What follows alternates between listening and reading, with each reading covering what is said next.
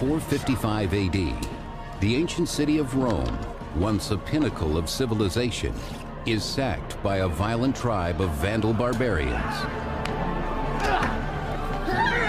Vandals have come from North Africa to the capital of the Roman world, as it used to be anyway. The Romans are shocked and terrified that barbarians could come to their ancient cultural center and literally take anything that they wanted. After centuries of endless barbarian attacks, Rome has lost control of the Mediterranean. Desperate, the empire offers up its last and greatest treasure, the land itself. In exchange for peace, Rome grants its fertile soil to the barbarian tribes. The problem is that they had no choice. And so the Romans just negotiated with them and said, okay, you're here, we can't get you out, we'll give you this territory. And Romans just gave it away. The empire has been officially divided between East and West for over 75 years. But while the East remains strong, the West has lost most of its territory to the barbarians.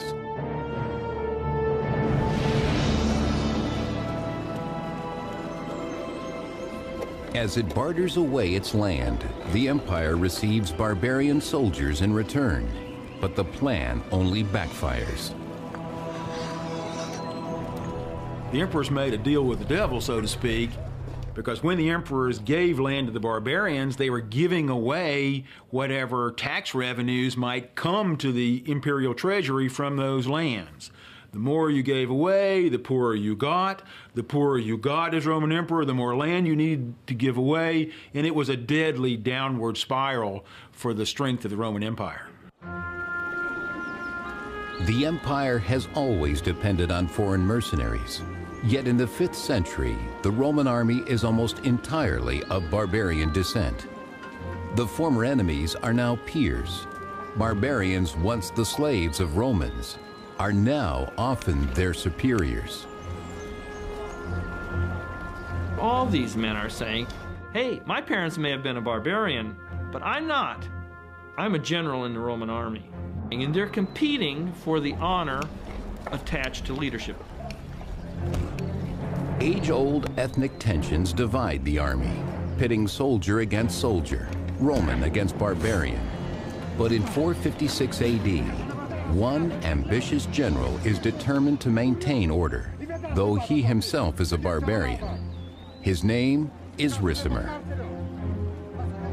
Ricimer's career followed a path that was quite normal for barbarian nobles. He was from a minor branch of the Gothic royal family.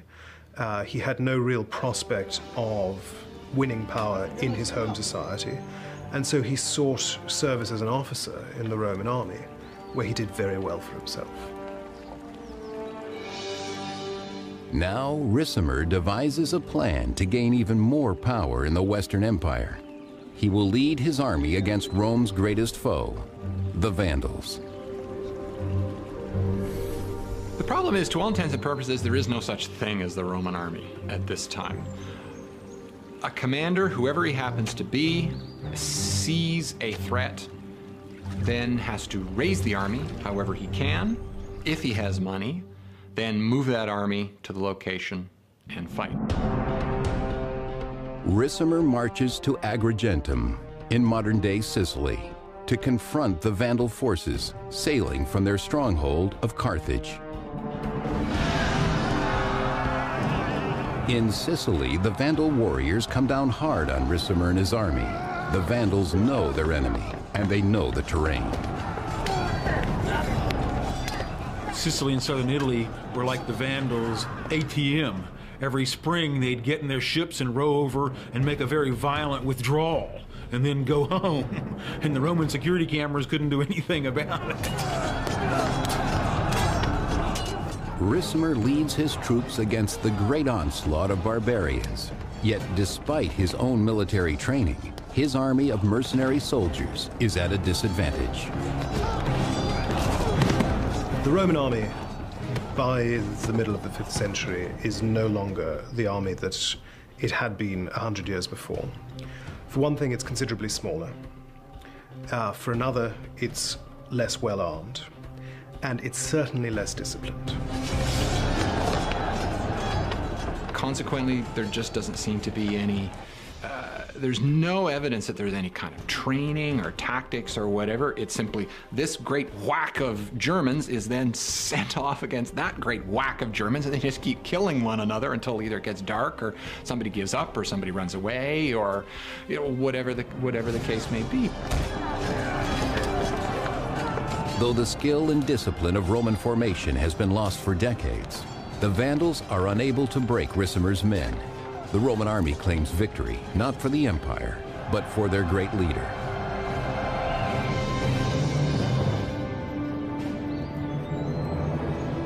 The battle-weary Ricimer returns home a hero, but he's not the only general seeking his fame and fortune in Rome. Two old friends from his youth are equally ambitious, Majorian and Aegidius.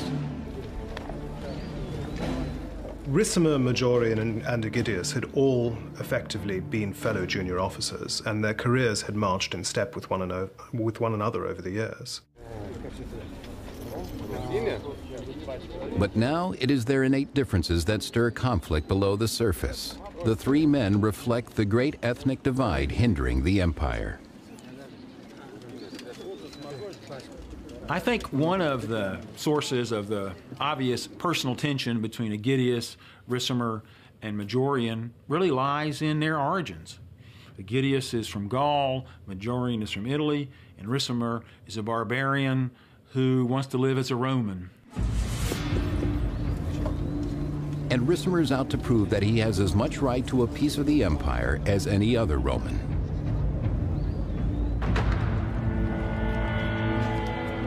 But the competition for absolute power in Rome is not limited to Ricimer, Majorian, and Aegidius.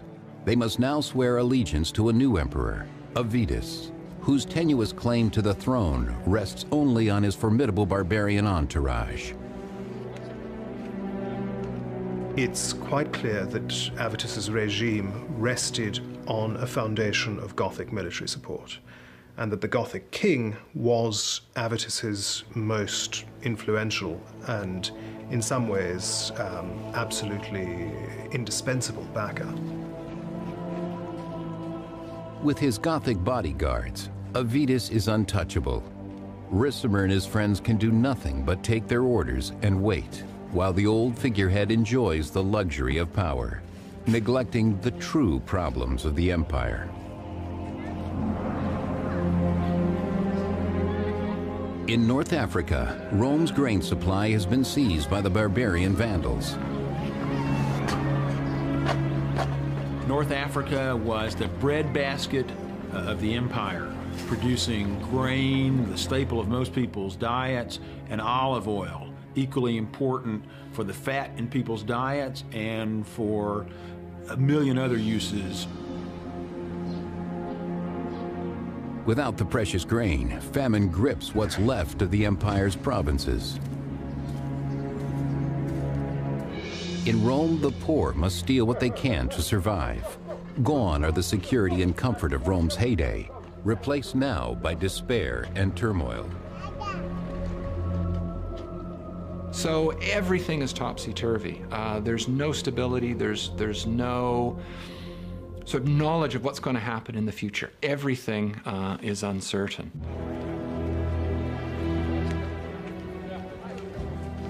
The situation at the imperial palace soon declines as well. Angry and impatient, Emperor Avitus's Visigoth soldiers demand payment for their services. Avitus is desperate. Roman emperors couldn't pay the barbarian troops that they needed in cash because the Roman Empire's revenues were so greatly decreased. So when Roman emperors were bartering for military support, they were dealing in the only good currency they had left. So Avitus has to strip the bronze off of the temples in order to pay the guys who came down to Gaul with him, all the Gothic army and his Gothic entourage. But by selling the treasures of Rome, Avitus only saves himself.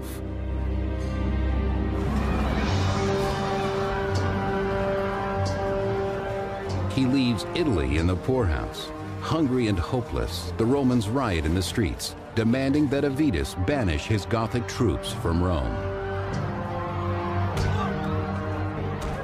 Avitus is not popular, and he's not popular with the Italian army, and he's not popular with the Italian general, Ricimer. In the public's outrage, Ricimer and Majorian see an opportunity. Avitus was in a desperate situation, and when the barbarian Roman commander Ricimer decided that Avitus was a losing proposition, Avitus had no choice except to flee. The emperor may flee the chaos of the crowd, but escaping the ambitions of Ricimer will prove to be more difficult. In the 5th century, Rome is overrun by barbarians. 3 old friends, the generals Ricimer, Majorian, and Aegidius, maneuver to attain absolute power in what's left of the Western Empire. But first they must subdue its incompetent emperor, Avitus. Chased out of Rome, Avitus flees over the Alps and westward into his native Gaul, where he gathers Visigothic supporters before returning to Italy.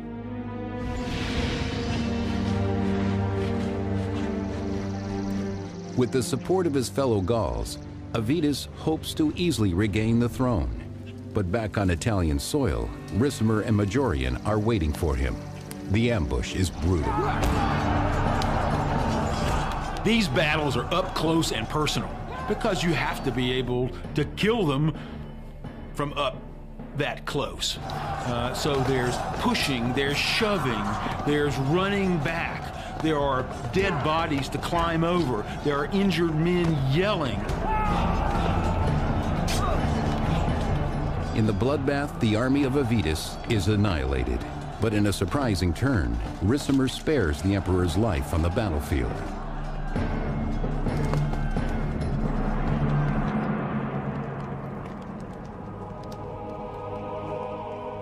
Avitus is made bishop in a church in the same Italian city where he is defeated. Why was Avitus, the deposed emperor, made into a bishop? So that he would no longer have any military connections or any military power, and so that Ricimer, who deposed him, could say, I didn't slaughter a legitimate Roman emperor. I allowed him to follow a religious vocation which he had always wanted to do. This is the public story. But in the shadows, Ricimer sends a secret assassin, his old friend Majorian, to silence Avitus for good. For Ricimer, holy exile isn't enough. He must have total victory. Italian Romans wanted to protect what they saw as their own interests. With the deposition and then strangulation of Avitus, the emperor from Gaul was out of the picture.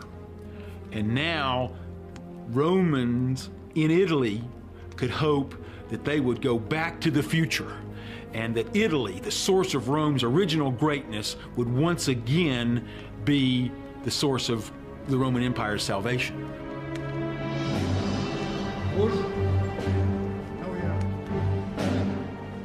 With the Emperor Avitus finally gone, Italy celebrates. But the mastermind behind Avitus's death has no plans of proclaiming himself as a replacement. Ricimer himself will have realized that he could never survive as emperor. It would have been unacceptable for a barbarian warlord with indeed royal connections to barbarian royal houses to assume the Roman throne. No barbarian leader really contemplated it seriously. Instead, Ricimer names a man he thinks he can control, his best friend. Majorian, the man whom Ricimer decided to make emperor instead of himself, was an Italian. Ricimer had gauged the sense of especially the Roman upper class in Italy. The Roman upper class in Italy wanted an Italian emperor. Ricimer decided he'd be the power behind the throne and make Majorian, that good Italian, into the Roman emperor. Like the Wizard of Oz, however, behind the curtain, Ricimer was going to pull the strings, or so Ricimer thought. With the new regime, the three old friends enjoy the spoils of power. Ricimer is named Master of Soldiers in Italy, and Aegidius is sent on assignment to his native Gaul. Aegidius is reasonably successful. We have a number of sources that say very positive things about him, both as a commander as an individual. So he seems to have been a very charismatic and successful military commander.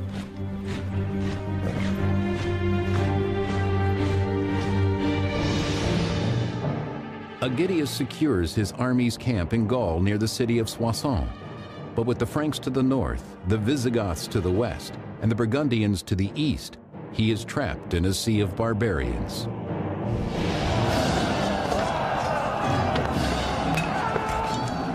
Under constant attack from their barbarian enemies, Aegidius and his army rise to the occasion, determined to defend Roman Gaul at all costs.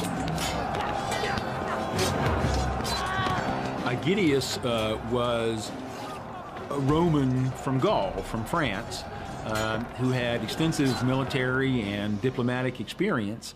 And the Roman hope was that he could prevent further, especially Gothic, incursions in Gaul and protect what, admittedly small part of Gaul, was still part of the Roman Empire.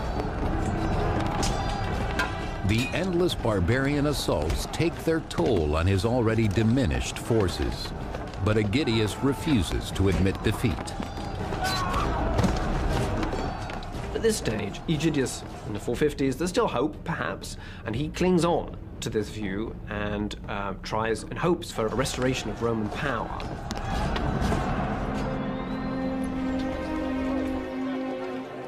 With Aegidius in Gaul, Ricimer expects to wield full power in Italy, but Majorian has other plans. What Ricimer discovers is that Majorian has every intention of being an active Roman emperor rather than the figurehead that he was intended to be. He tried very hard to push Ricimer into the shadows and into the sidelines, and he tried to take command of major military ventures on his own. Majorian is an emperor who's clearly very dynamic, who is also very efficient, and he's also aware of the deficiencies of the empire, which he's determined to rectify. Majorian devises a grand campaign against the Vandal king Gaiseric, leaving Ricimer on the sidelines. This Ricimer will not allow. The alliance between Ricimer, Majorian, and Aegidius yields success when Majorian is made emperor, and Aegidius gains victories in Gaul. But Ricimer's power as the mastermind is threatened when Majorian strikes out on his own, launching an expedition against Rome's greatest enemy, the Vandals. Majorian leads his troops across the Alps into Gaul and south into Hispania to prepare a naval attack against the Vandals of North Africa.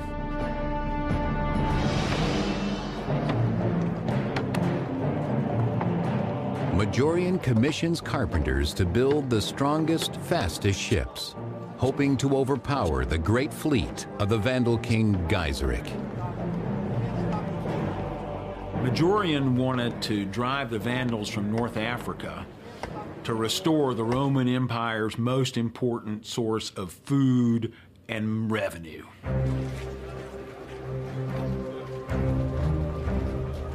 Camped near the Mediterranean coast, Majorian takes every precaution for his important and expensive mission. Majorian is, by all the evidence we have, careful.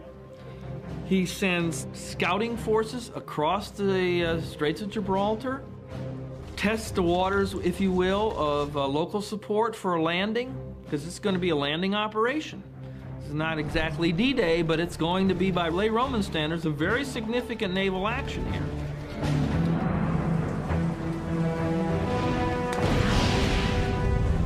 But in the night, disaster strikes, despite all of Majorian's efforts. Gaisric's men set the Roman fleet ablaze. Once again, the Vandals proved to be too much for the Romans. They cannot defeat the Vandals. Lots of things, they just collapse before they even really start. In some cases, the expedition really collapsed halfway through, and the Romans up to that point were winning. If Majorian had been able to conquer Africa, it's quite clear that he would have been unchallengeable. But as it was, the mission was a disaster. The invasion was a disaster.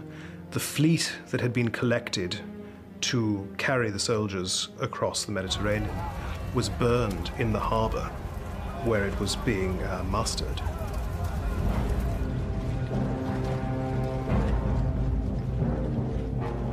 Majorian returns to Italy, dejected, his great plan to recapture North Africa ruined. This is a humiliating act in part of Majorian. The way Roman concepts of power and honor worked, this emperor, the last one who really had the capacity to lead men into battle and thereby achieve the image of manliness, is humiliated.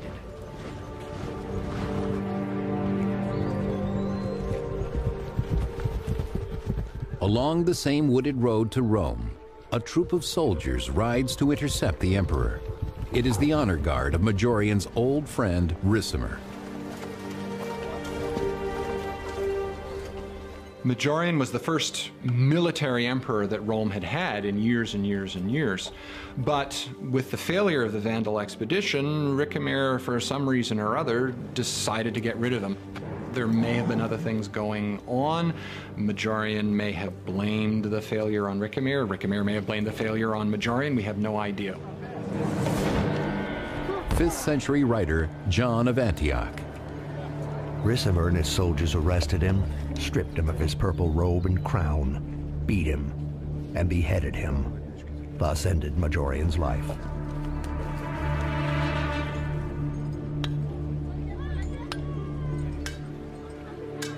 A messenger carrying news of Majorian's murder makes his way slowly to the far-off Roman outpost of Soissons, Gaul, where Aegidius is stationed.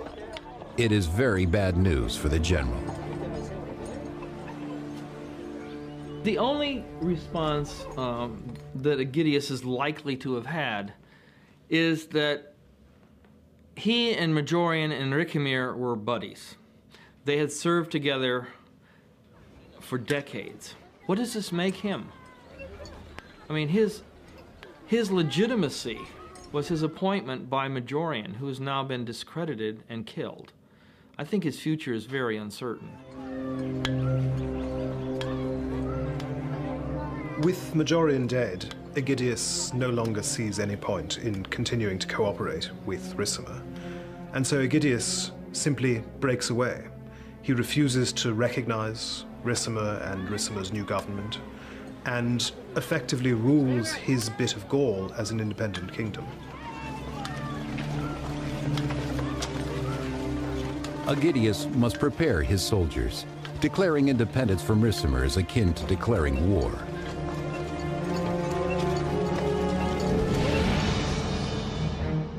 Rejecting Ricimer's rule in Italy, Aegidius considers his kingdom of Soissons the last vestige of the Roman Empire.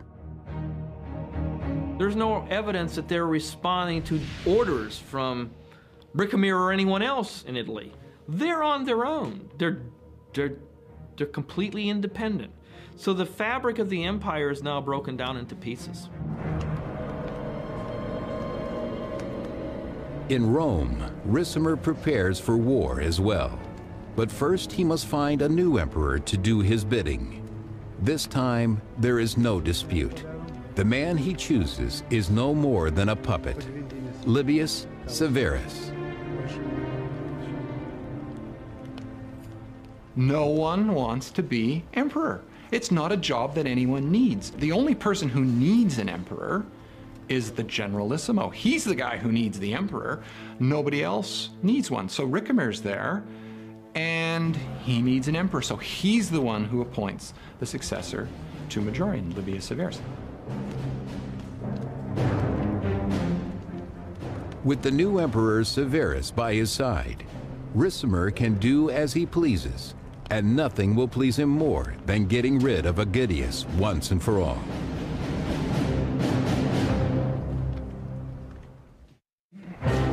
In the 5th century, Emperor Majorian and his two old friends Ricimer and Aegidius share power in Rome. But when Ricimer has Majorian brutally murdered and appoints a new puppet as emperor, Aegidius has no choice but to remain in his native Gaul and prepare for war.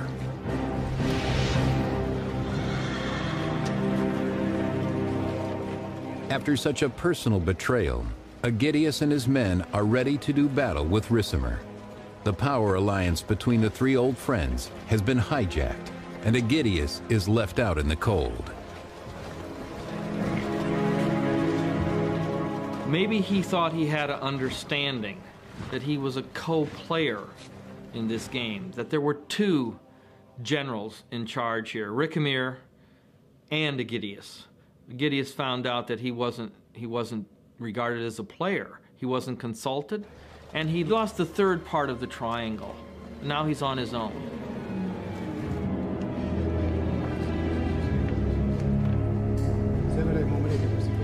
But Ricimer is already making plans to block Aegidius's impending attack. With the new emperor, Severus, under his thumb, Ricimer makes a deal with Rome's one-time enemy, the Goths. Ricimer saw this as a really serious threat, Aegidius's proposed invasion of Italy. So Ricimer did the smart thing. He made an alliance with the Goths, who were in Aegidius's rear. Goths, Aegidius, Italy. Because Ricimer knew if the Goths could put pressure on Aegidius from the back, Aegidius couldn't come to Italy, and that's in fact what happened. Just as he has always done, Ricimer commissions someone else to do his dirty work. Emperor Severus proves to be the perfect puppet for Ricimer, happy to allow the war against Aegidius to unfold. As Aegidius moves his troops south from his kingdom in Soissons, Gaul, he is attacked by Ricimer's army of Goths outside the city of Orléans.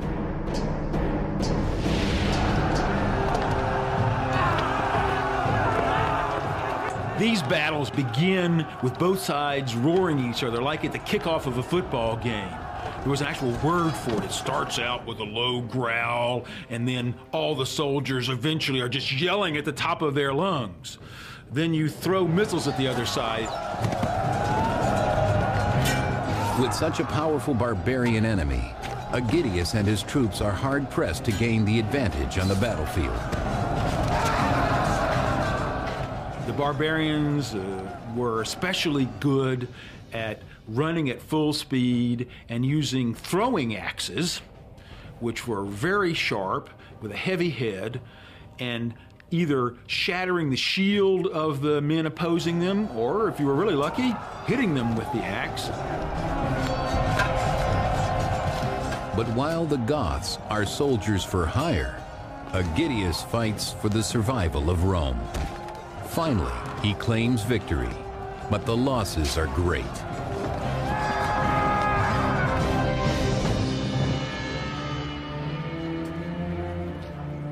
In the field hospitals of Gaul, Aegidius and his men recover from the Gothic attack, but he knows there will be more. Aegidius has his hands full, essentially. These deals that Ricimer cuts with kingdoms in his vicinity obviously mean that he has to deal with these. These are going to be his priority. He's going to be busy in Gaul and not be able to detach any forces to invade Italy. He just simply doesn't have the resources to deal with it. Desperate to vanquish Ricimer's forces in Rome, he turns to an unlikely source for help. Aegidius sends a messenger south to Rome's most menacing enemy, Gaiseric, who, as king of the Vandals, had taken North Africa, the breadbasket of the empire, over 20 years earlier. He sends an envoy to try to strike a deal, and Aegidius must have been very worried about how this deal would be perceived if it got out to be public knowledge. On the one hand, people could see, well, if we can reach a real deal with the Vandals, then we have a real bright future. But on the other hand, what will we have to give up to deal with these people who've taken away the most precious, the richest part of our empire? After traveling through Gaul and Hispania, Aegidius's envoy finally reaches North Africa.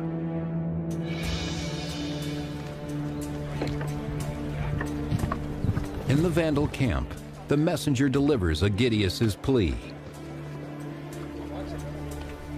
It looks as though Aegidius may have sought to establish some sort of relations with Gaiseric in North Africa from the point of view that they both have a common enemy, that is Ricimer in Italy, and therefore Ricimer could be caught between Gaul and North Africa, a potentially very dangerous position for Ricimer. The barbarian king Gaiseric could be the last best hope for the empire's survival. Surrounded by barbarians in Gaul, Aegidius is unable to drive his army against Ricimer and the puppet emperor Severus. With nowhere else to turn, Aegidius sends a plea for aid to the Vandal king Gaiseric.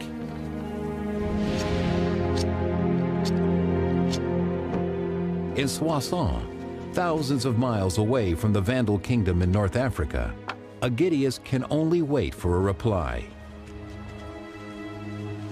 We don't know for sure, but I think it's likely that Aegidius's envoy reached the Vandals and that perhaps a deal was in the making. We really can't say. Aegidius has run out of time. Assassins sent by Ricimer make certain he will never fulfill his dreams of a restored empire. It seemed this mission serious enough and perhaps that it seemed possible that it was going to succeed, which led Aegidius's enemies to finally find a way to undo him by treachery because they couldn't take him in direct battle on the field of combat.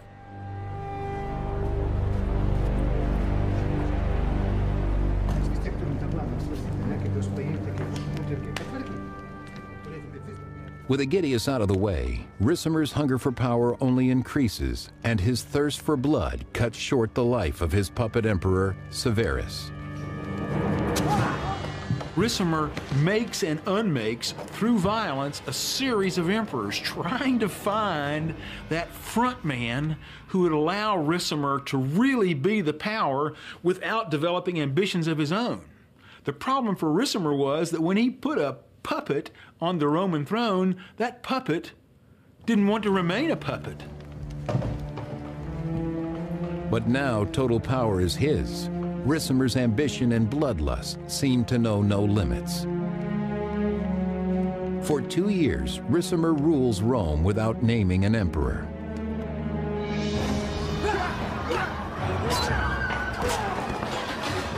And the barbarian Vandals continue to ravage Italy. Any alliance they might have had with the murdered Aegidius is now as dead as the general himself. As Ricimer sits on his impotent throne, they take the empire away, piece by piece. When the Western Empire starts to disintegrate, it disintegrates very rapidly. In a sense, the Roman Empire doesn't actually fall, it simply splinters away until the title of emperor becomes meaningless. Ricimer's continued failure against the Vandals only makes matters worse.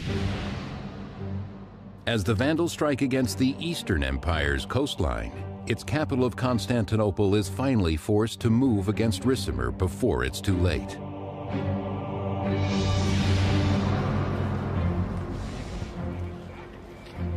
From within his protected palace walls, the Eastern Emperor Leo devises a plan to save the troubled Western Empire from Ricimer and the barbarian invaders. But it's at this point that Leo realizes that he has to stop the Vandals, and so what he does is he sends Anthemius. Now, Anthemius was the son-in-law of a previous Eastern emperor, and he actually had a better claim to the throne than Leo did. So Leo's kind of killing two birds with one stone here. He gets rid of a potential opponent, as it were, and he provides an emperor for the West, a competent emperor for the West.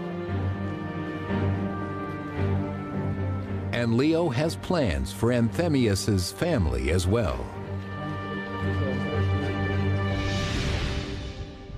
He sends them all from their home in Constantinople westward to Ricimer's palace in Rome.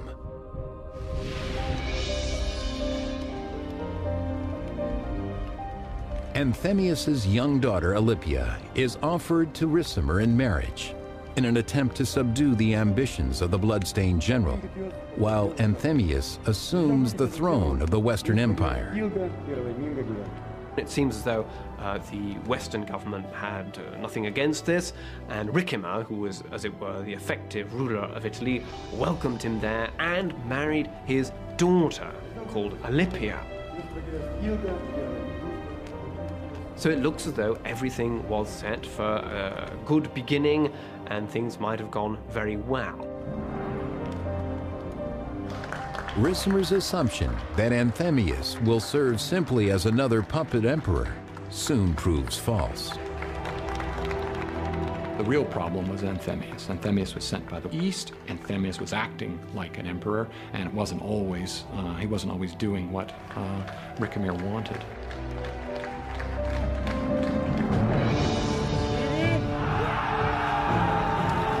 In 468 AD, with Anthemius now maintaining control in the west, the Eastern Emperor Leo finances a large-scale expedition against the Vandals in Sicily. There is no example of the East helping the West militarily unless their own interests were involved. And almost always it involved the Vandals, because the Vandals had this giant port, they had a fleet, and of course this is what prompted the big expedition in 468, because they were now actually able to attack the East anywhere. But Ricimer cannot tolerate Anthemius, who, backed by the Eastern Empire, diminishes his own hold on power.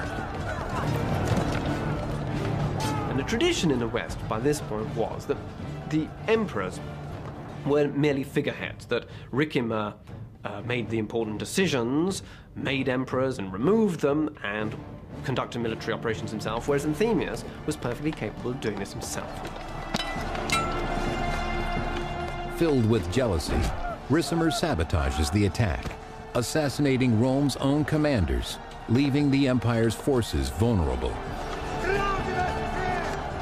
The whole thing falls apart, and then unfortunately, the fleet, which is headed by Leo's brother-in-law, it falls apart as well. The ships are burned. Everything is a complete disaster.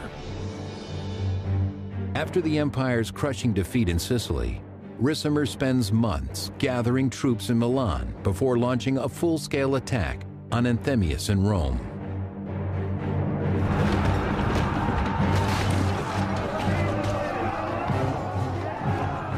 So Ricimer brings in the army, and they besiege Anthemius in Rome for 9 months, until eventually Rome falls. And meanwhile, while the siege is going on, Leo has had envoys sent to him from the West saying, all hell is breaking loose, it's civil war, do something.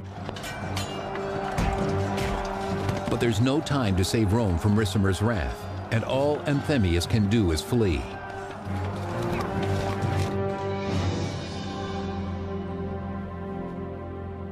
In a familiar scene, the deposed Anthemius seeks sanctuary in a church. Well, we know that the besiegers broke into Rome early in July of 472, and that Anthemius's followers scattered. Anthemius disguised himself as a beggar and was caught probably at the shrine of the martyr Chrysogonus.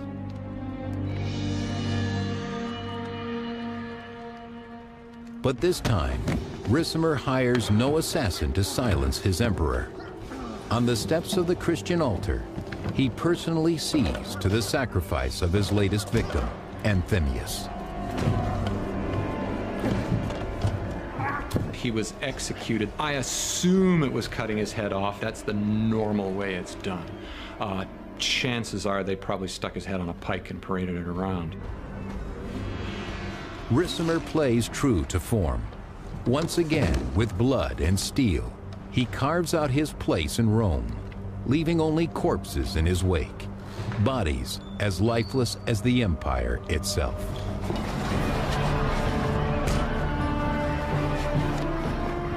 Again, without an emperor, Rome succumbs to anarchy and violence. Barbarians meet little resistance as they raid the towns of Italy. They go out and they sort of rape, loot, and plunder, attack cities and whatever else, and then come back. And this is what people have to face every year. So there's no stability. Ricimer does nothing as the empire self-destructs. He cares only for himself, as always, garnering his power from the empire's weakness. So now there's a peculiar circumstance here. We don't seem to need a real emperor, and it's hard to find a role that's clearly cut out for the commanding officer of the Western armies. One could really question why we have any imperial government at all. This society is slipping out of the structural system that we had identified with the Roman Empire. Ricimer is a man who has built his career and power on the countless dead bodies of his enemies, both barbarian and Roman. Now he is alone, master of an empire in name only. In such turbulent times, even the details of Ricimer's death are fragmented. Priscus, the only source, tells us that he died vomiting copious quantities of blood. Haima pleiston. And that's it. And so we have no idea whether it was an ulcer or cancer or what. With the sources, we have no idea.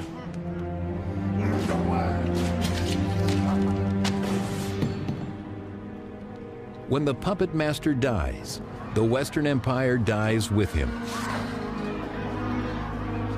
By now, barbarian leaders, whether they were Goths or something else, really had the money and the men to decide the fate of the Roman Empire, and that is exactly what happened in the years after the death of Ricimer.